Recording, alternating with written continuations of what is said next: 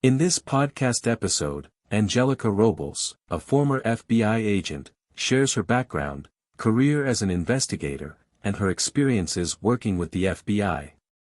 Robles also talks about her book, Through My Brown Eyes, which details her life and work in law enforcement. Robles grew up in Chicago in an underserved community called Cicero, which was known for its high crime rates and gang activity.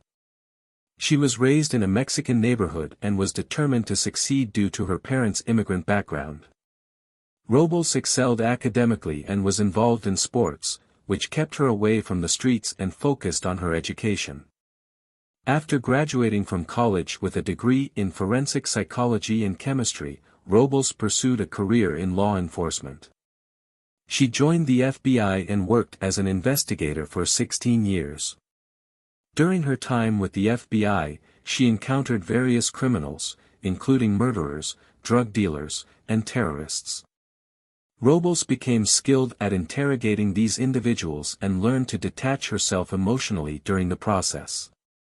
One of the most impactful cases Robles worked on was the murder of a friend's sister by the Mexican cartel.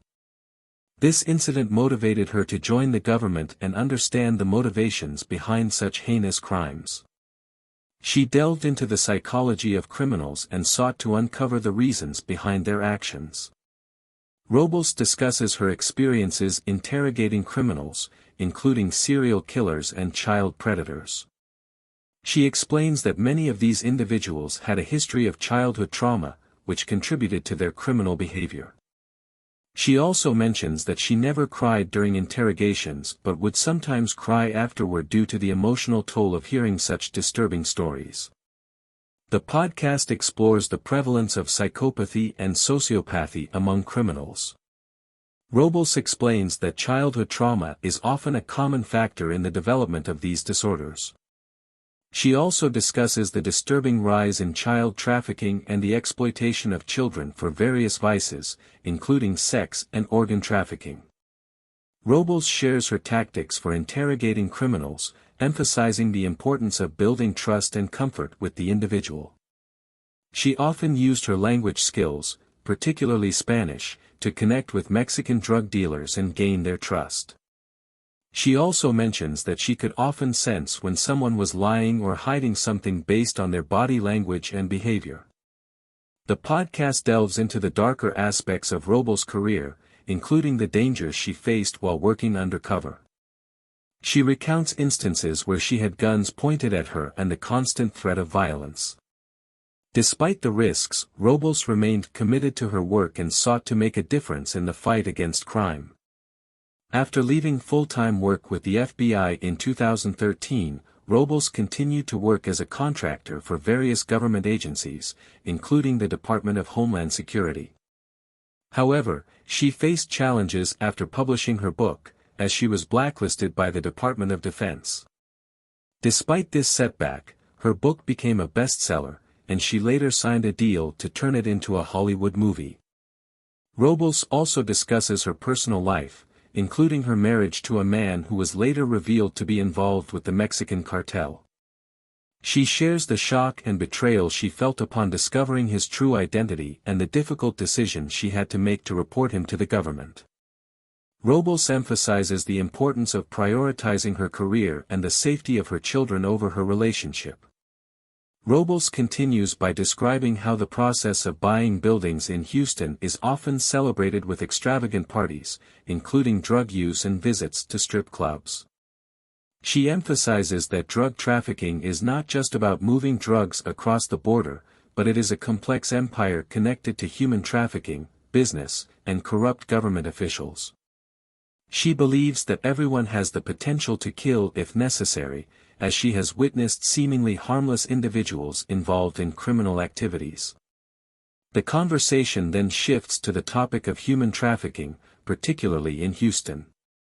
Robles reveals that she was transferred to Houston in 2008 to work on human trafficking cases, which she initially did not realize was a prevalent issue in the city. She describes the severity of the problem, explaining that children are being trafficked and abused in bars and other locations, with drunk men selecting them for exploitation. Robles highlights the challenges of investigating these cases, as they require extensive evidence collection and strategic planning to ensure the maximum number of perpetrators can be brought to justice.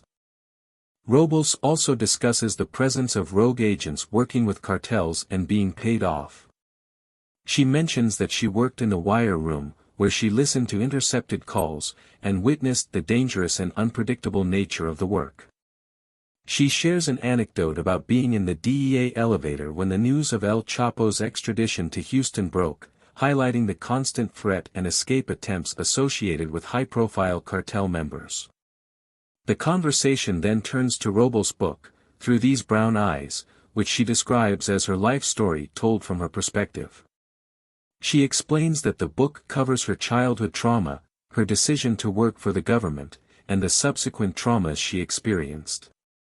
Robles reveals that the book ultimately led to the unraveling of her marriage, as she discovered her husband's involvement with the Mexican cartel. She describes the shock and devastation she felt upon learning the truth, but also acknowledges that it ultimately led to positive changes in her life. Robles discusses the polygraph tests she had to undergo as part of her work for the government, which aimed to ensure she was not involved in criminal activities. She explains the questions asked during these tests and the potential consequences of being implicated in illegal activities. She also reveals that her husband denied any involvement with the cartel, despite the evidence presented in her book. The conversation then delves into the film adaptation of Robles' book, titled Veritas. She explains that the film is being produced by Gold Tree Films, and she has been named the executive producer. Robles shares her involvement in the creative process and her excitement about the project. She also mentions that she has been approached for 2 documentaries and has received interest in purchasing the intellectual property for her second book. Robles discusses the challenges she faced after the release of her book, including concerns about her safety. However, she believes that the cartel would not target her because it would draw unnecessary attention to their operations. She also talks about the importance of forgiveness in her life and how it has helped her move forward and rebuild her life. The conversation touches on various other topics, including the prevalence of drug addiction, the prison system in America, racism, and the importance of mental health. Robles expresses her belief that addiction and crime will always exist as long as there is money involved and people in pain. She also discusses the issue of homelessness in America, particularly in California, and the challenges faced by individuals in this situation. According to Robles, many individuals involved in criminal activities, including the cartel, are motivated by money. However, she believes that some of them can change and be rehabilitated. Leaving a gang or the cartel is extremely challenging, with only 2 ways out: death or entering the witness protection program. The conversation then shifts to the topic of trust and how people can be deceived, even those who are intelligent and think they are strong. Robles emphasizes that everyone is vulnerable to being taken advantage of, regardless of their intelligence or strength. She believes that everything in life is either a lesson or a blessing and that laughter is the best medicine. Robles reflects on her own experiences and how she ended up marrying into the cartel as an undercover agent. She finds it both funny and ironic that she, a world-class interrogator, was deceived. She acknowledges that anyone can be fooled, no matter how smart or strong they think they are.